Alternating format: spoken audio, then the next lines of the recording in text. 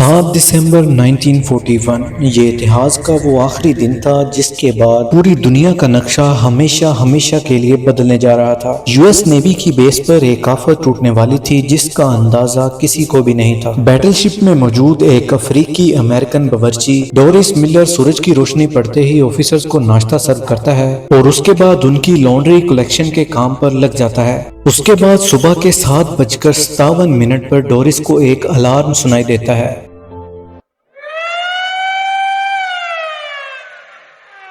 ایک ایسا الارم جو کہ کوئی بھی سیلر اپنی سروس میں نہیں سننا چاہتا۔ وہ باہر نکلتا ہے اور یہ دیکھ کر حیرت زدہ رہ جاتا ہے کہ اس کے سر کے اوپر پورا آسمان جنگی بومبر طیاروں سے بھرا پڑا ہے۔ پوری نیول بیس پہ تو جیسے پلک جھپکتے ہی کوئی قیامت ٹوٹ پڑی ہو، کیونکہ جاپنیز نے امریکن شپس کو چن چن کر تباہ کرنا شروع کر دیا۔ جاپان کی طرف سے کیا جانے والا یہ حملہ یو ایس کی پرل ہاربر بیس پر کیا گیا تھا، اور آج اس ویڈیو میں ہم جانیں گے کہ جاپان نے امریکہ پر اتنا بڑا حملہ کرنے کی ہمت کیوں کی تھی، اور ڈورس ملر نام کے ایک باورچی کو امریکہ کا سب سے بڑا ایوارڈ کیوں دیا گیا، اور امریکہ نے جاپان پر نیوکلیر حملہ کیوں کیا تھا۔ ہماری اس انٹرسٹنگ کہانی کی شروعات 1941 میں ہوتی ہے، جب ورلڈ وار 2 میں امریکہ نے چائنا کو بچانے کے لیے اپنا سب کچھ داؤ پہ لگا دیا تھا۔ جی ہاں، وہی چائنا جس کے بارے میں آج امریکہ کھل کر بات کرتا ہے۔ ہوا کچھ یوں تھا کہ ورلڈ وار 2 کو سٹارٹ ہوئے 3 سال ہو چکے تھے،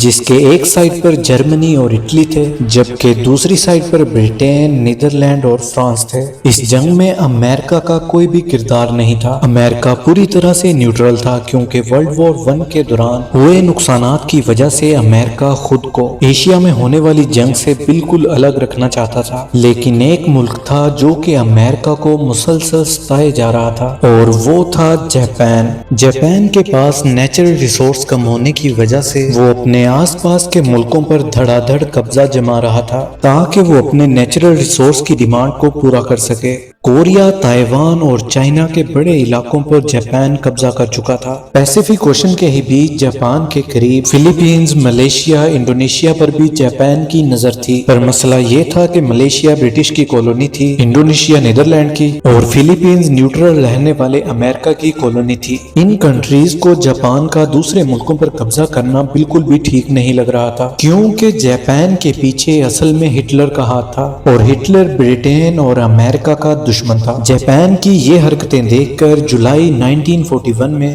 امریکہ نے جاپان کو تیل دینا بند کر دیا۔ جاپان کے پاس خود کا آئل نہیں تھا، اسی لیے وہ جاپان کا 80% آئل امریکہ سے امپورٹ کرتا تھا۔ امریکہ نے جاپان کے سامنے کنڈیشنز رکھی کہ اسے چائنا میں اپنا قبضہ چھوڑنا ہوگا، اس کے بعد جا کر جاپان کو آئل دیا جائے گا۔ جاپان کے لیے یہ ایک بہت ہی مشکل فیصلہ تھا۔ جاپان اگر ایک طرف سے چائنا سے اپنا قبضہ چھوڑ دیتا تو پوری دنیا یہ سمجھتی کہ جاپان نے ہٹلر کی سپورٹ کے باوجود امریکہ کے سامنے گھٹنے ٹیک دیے۔ اب دوسری طرف آئل تھا جس کے بغیر جاپان کا ہولڈ ویسے ہی کمزور پڑ جانا تھا۔ جاپان نے پھر فیصلہ کیا کہ وہ چائنا سے اپنے فوجی واپس نہیں بلائے گا، اور اتنا ہی نہیں بلکہ اندر ہی اندر اس نے پلان بنایا کہ وہ آئل کے لیے انڈونیشیا پر حملہ کرے گا۔ لیکن یہ کام اتنا بھی آسان نہیں تھا۔ جیسا کہ ہم جانتے ہیں کہ انڈونیشیا اس وقت نیدرلینڈ کی کالونی تھی، اور وہاں تک پہنچنے کے لیے ضروری تھا کہ پہلے فلیپینز پر قبضہ کیا جائے جو کہ امریکہ کی کالونی تھی۔ جاپان کو پہلے سے ہی معلوم تھا کہ اگر انہوں نے فلیپینز پر حملہ کیا تو اس کی جوابی کارروائی میں پیسیفک اوشن میں ہی موجود امریکن پرل ہاربر سے کی جائے گی۔ لیکن کیونکہ جاپان کے پاس آئل ریزروز تیزی سے ختم ہوتے جا رہے تھے،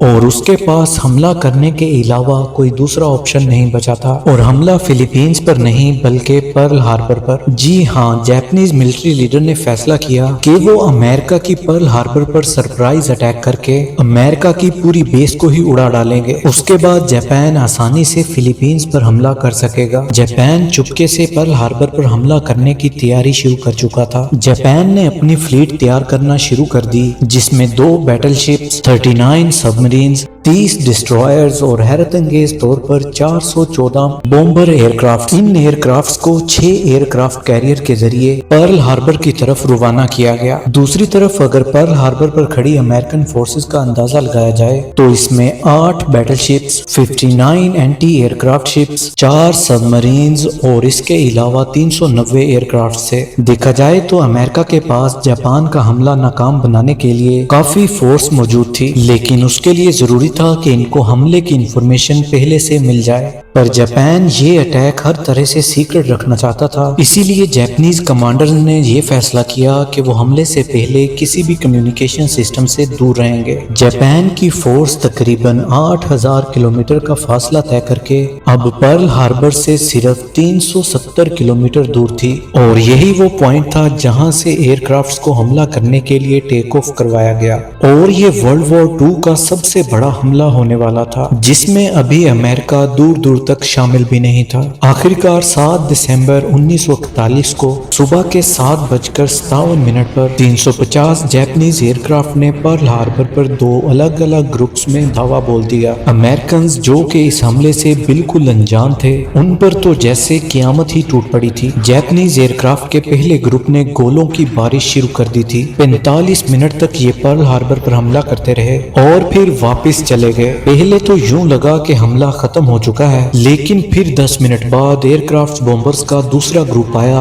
और बची कुची नेवल बेस को भी गोले बरसा बरसा कर तबाह कर दिया। ये हमला पूरे 1 घंटे 15 मिनट तक जारी रहा और इस होने वाले हमले में जापान का पलड़ा हर तरफ से भारी था। इस हमले में अमेरिका की 20 वेसल्स, 8 बैटलशिप्स और 300 से भी ज्यादा प्लेन्स को खड़े खड़े तबाह कर दिया गया था। जमीन को हर तरफ आग ने और आसमान को काले बादलों ने घेर लिया था। इसी दौरान अमेरिका की एक बैटलशिप में अफ्रीकन अमेरिकन बावर्ची भी था जिसका नाम डोरिस मिलर था, जिसका जिक्र हमने वीडियो में पहले भी किया था। लॉन्ड्री कलेक्शन के दौरान डोरिस को एक सायरन सुनाई दिया। ये खौफनाक सायरन सुनकर जब तक वो बाहर आता कि एक जापानीज टॉर्पीडो मिसाइल उनकी शिप पर आ लगा, जिसमें शिप के कैप्टन समेत ढेरों अफसरान जख्मी हो चुके थे। डोरिस ने अकेले ही जख्मियों को सेफ जगह पर शिफ्ट किया और फिर एंटी एयरक्राफ्ट मशीन गन पे जाकर जापानीज एयरक्राफ्ट पर पलटवार किया। उसने बगैर किसी ट्रेनिंग के 6 जापानीज तियारे मार गिराए थे, जबकि जापान ने इस हमले में टोटल 29 एयरक्राफ्ट खोए थे। डोरिस मिलर पहला ऐसा अफ्रीकन अमेरिकन था जिसको बाद में नेवी क्रॉस दिया गया। ये अवार्ड यूएसए नेवी का सबसे बड़ा, जबकि यूनाइटेड स्टेट में मेडल ऑफ ऑनर के बाद दूसरा बड़ा अवार्ड है। 1 घंटे 15 मिनट हमलावर होने के बाद जापानीज एयरक्राफ्ट तो वापस चले गए, लेकिन वो अब अमेरिका को भी वर्ल्ड वॉर 2 में धकेल चुके थे। जी हाँ, वही अमेरिका जो इस हमले से पहले वर्ल्ड वॉर 2 में शामिल ही नहीं था। अमेरिका ने पर्ल हार्बर पर हमले के अगले ही दिन जापान को सबक सिखाने का फैसला कर लिया और जापान के खिलाफ खुली जंग का ऐलान भी कर दिया। अगले 3 महीनों तक अमेरिका अपनी नेवल बेस को रिस्टोर करने में लगा रहा। खुशकिस्मती से कई शिप्स शैलो वाटर में डूबी थी जो कि रिपेयर के काबिल भी थी। 4 महीनों बाद अमेरिका ने जापान पर वैसे ही हमला किया जैसा जापान ने पर्ल हार्बर पर किया था। जी हाँ, अप्रैल 1942 में अमेरिका ने जापान के कैपिटल टोक्यो में बमों की बरसात शुरू कर दी। ये अमेरिका का वर्ल्ड वॉर 2 में किया जाने वाला पहला हमला तो था, लेकिन इसके बाद अमेरिका ने बस नहीं की। अगले 4 सालों तक अमेरिका और जापान की शदीद लड़ाई चलती रही, जिसमें अब अमेरिका का पलड़ा भारी था। जापान इस जंग में बहुत कमजोर हो चुका था, लेकिन वो किसी सूरत हार नहीं मान रहा था। अमेरिकन के सामने सरेंडर नहीं कर रहा था। आखिरकार अगस्त 1945 में अमेरिका ने जापान के खिलाफ अपना आखिरी कार्ड इस्तेमाल कर ही डाला। 6 अगस्त 1945 को सुबह के 8 बजे जापान के शहर हिरोशिमा के ऊपर एक Boeing B-29 super fortress aircraft देखा गया। इस जहाज ने 4400 केजी लिटिल बॉय नामी बॉम्ब को हिरोशिमा के ऊपर गिरा दिया। बॉम्ब गिरने के 43 सेकंड्स के बाद एक जोरदार धमाका हुआ ہوا اور سب کچھ وائٹ ہو گیا۔ اس دھماکے کے بعد ایک فائر بال زمین سے آسمان کی طرف گیا جس نے زمین کا ٹیمپریچر 5000 ڈگری سیلسیس تک پہنچا دیا۔ یہ تاریخ کا سب سے پہلا نیوکلیئر اٹیک تھا جس نے ایک چٹکی میں ہی پورے ہیروشیما کی 80% سے بھی زیادہ بلڈنگز کو مٹی کا ڈھیر بنا دیا۔ جیپنیز ملٹری لیڈرز کے تو جیسے پیروں تلے سے زمین نکل گئی تھی۔ ابھی وہ کچھ اور سمجھتے کہ 3 دنوں کے بعد 9 اگست 1945 کو امریکہ نے ناگاساکی شہر کے اوپر بھی ایٹم بم گرا دیا۔ یہ مارک 3 بم تھا جس کا کوڈ نیم فیٹ مین رکھا گیا تھا۔ 4670 kg کے اس بم کے گرتے ہی پورے شہر کو صفحہ ہستی سے ہی مٹا ڈالا۔ یہ وہ 2 نیوکلیئر بم تھے جو کہ انسانوں پر استعمال ہونے والے پہلے اور آخری بمز تھے۔ ایک اندازے کے مطابق ناگاساکی اور ہیروشیما پر ہوئے اس حملے میں 2,60,000 کے قریب عام شہری مارے گئے۔ اس حملے کے اگلے ہی ہفتے جاپان نے امریکہ کے سامنے سرنڈر کر دیا اور اس کے ساتھ ہی ورلڈ وار 2 بھی اپنے اختتام کو پہنچی۔ امید کرتا ہوں کہ آپ کو آج کی ویڈیو انٹرسٹنگ اور انفارمیٹیو لگی ہوگی۔ اسی کے ساتھ مجھے دیجیے اجازت۔ Good bye.